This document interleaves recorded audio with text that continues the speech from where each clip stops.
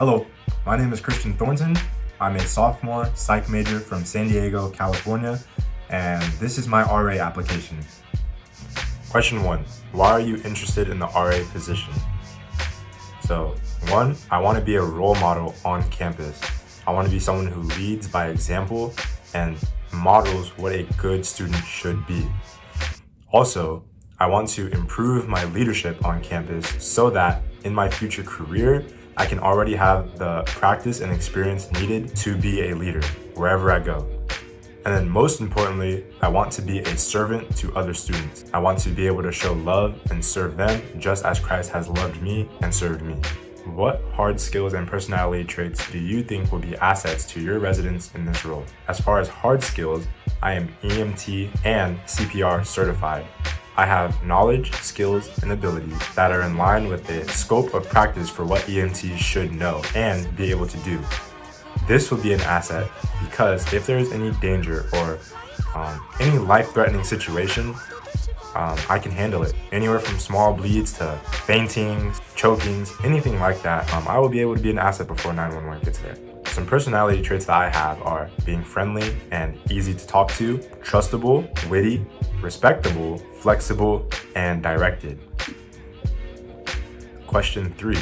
If you had an unlimited budget for one community building event in your residence hall, what would you plan and why? How would you ensure it's engaging and meets the needs of a diverse group of students? First and foremost, I would assess the topics of interest for those who are in my building or at least on my floor. That way I can kind of know what I want to do. Secondly, I would get a TED talker or a preacher or some type of speaker who could speak on those things and educate the building on what we want to know. I was thinking like Obama or something. Then I would invite the building and Howard to this special event. For engagement, after the speaker is done talking, we can have discussion groups and then also hold time for a Q&A session with the speaker so that there's a conversation going. And then after the Q&A, just so you have a token of this event, there can be some resources, t-shirts, memorabilia that's like Howard specific, commemorating this special event. Tell us about a time when you had to bring a group of people together who had different perspectives or personalities.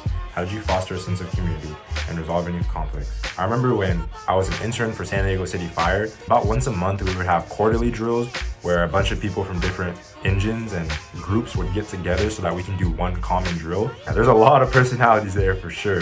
People who are very high level, people who are very low level, people who care a lot, people who don't care a lot.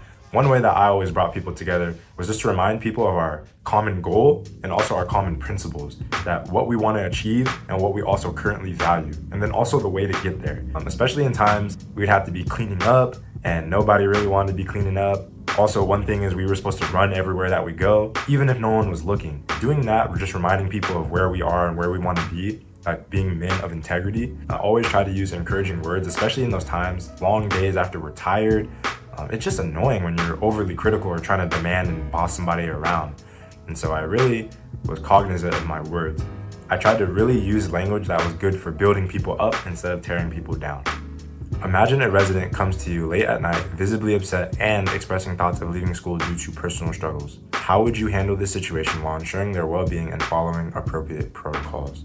I would get the context of the situation, have them just explain anything that is pertinent for me to understand where they are right now.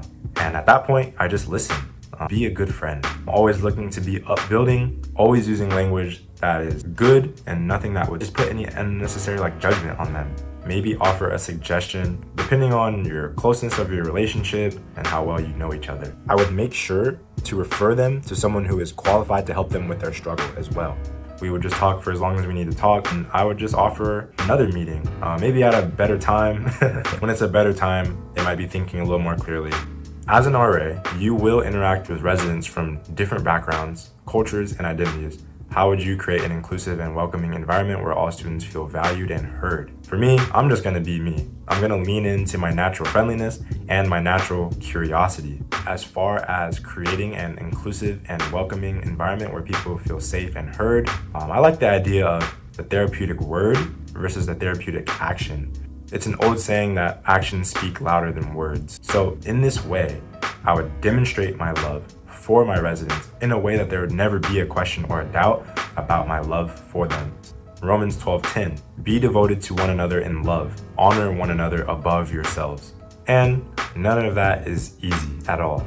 It's easy to love people who you like, love people who are funny, love people who are similar to you. But love is actually demonstrated in adversity, when people are different, when they're not interested in the same things as you. That's when love is actually demonstrated. That's what I strive to show as an RA.